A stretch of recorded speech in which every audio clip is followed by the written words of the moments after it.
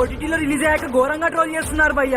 ఈ movie climax లో హనుమంతుడి ఎంట్రీ ఆడియన్స్ అందరికి పిచ్చకిచ్చిన విషయం మన అందరికీ తెలిసిందే.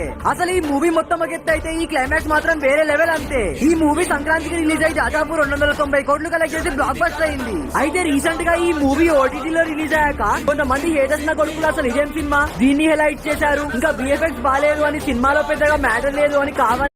కొంతమంది హేటర్స్ నా కొడుకులు అసలు ఇదేం సినిమా, దీన్ని హైలైట్ చేశారు, ఇంకా బిఎఫ్ఎక్స్ బాలేదు అని. తేజ గారికి హనుమాన్ మూవీ వల్ల ఒక కన్ను 70% డ్యామేజ్ అయిందంట. ఎందుకంటే హనుమాన్ మూవీలో ఈ తేజ గారికి హనుమాన్ మూవీ వల్ల ఒక కన్ను 70% డ్యామేజ్ అయిందంట. ఎందుకంటే హనుమంతుడి పవర్స్ వచ్చినప్పుడు తేజ కళ్ళు రెడ్ కలర్ లోకి మారుతాయి కదా, దానికోసం 25 రూపాయలు ఉన్న రెడ్ కలర్ ఐ లెన్స్ ని యూజ్ చేశారు. అంతేకాక తక్కువగా వాడాల్సిన ఐ గ్లిజరిన్ ని ఐస్ లో ఆ రెడ్నెస్ రావాలని మూవీ కంప్లీట్ అయ్యేలోపు 2-3 బాటిల్స్ అవగొట్టేశాడంట. షూటింగ్ లో ఉన్న దుమ్ముకు లెన్స్ లోకి దుమ్ము పోయి గ్లిజరిన్ వల్ల ఐ ఇచ్చింగ్ అయ్యి. హనుమాన్ మూవీలో ఈ దిమ్మతిరిగిపోయే డీటెయిల్స్ ని గమనించారా? ఇక్కడ ఈ సీన్ లో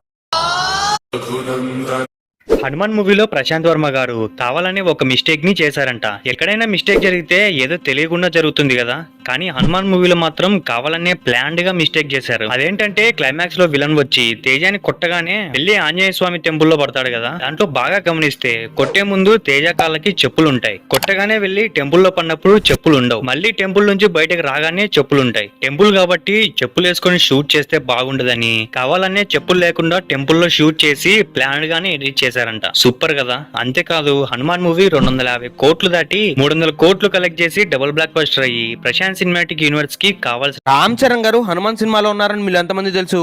అయితే అందరూ షాక్ అయ్యే ఉంటారు. ఇంతకీ విషయం ఏంటంటే ప్రశాంత్ వర్మ గారు హనుమాన్ సినిమాలో హనుమంతుని వారి రోల్ కోసం అందరు హీరోని అడుగుతూ ఉన్నారు.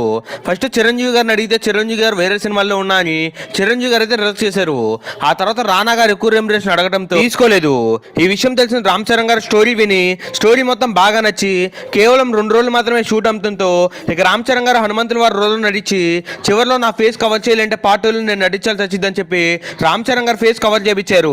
రామ్ చరణ్ గారు హనుమాన్ సినిమాలో ఉన్నారని మీరు ఎంతమంది తెలుసు? అయితే అందరూ షాక్ అయ్యే ఉంటారు.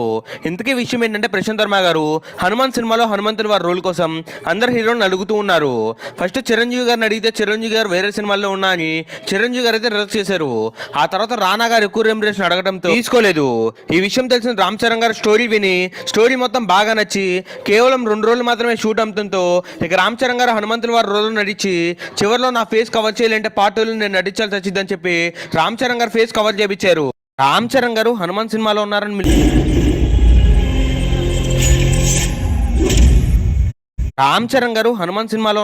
ఎంతమంది తెలుసు? రామ్ చరణ్ గారు హనుమాన్ సినిమాలో ఉన్నారని మీరు ఎంతమంది తెలుసు? అయితే అందరూ షాక్ అయ్యే ఉంటారు.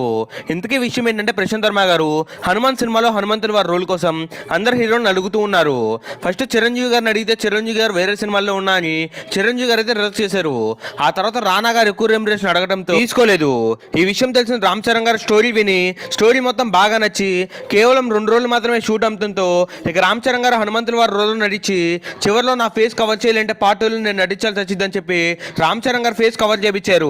రామ్ చరణ్ గారు హనుమాన్ సినిమాలో ఉన్నారని మీరు तो आखिर 10 साल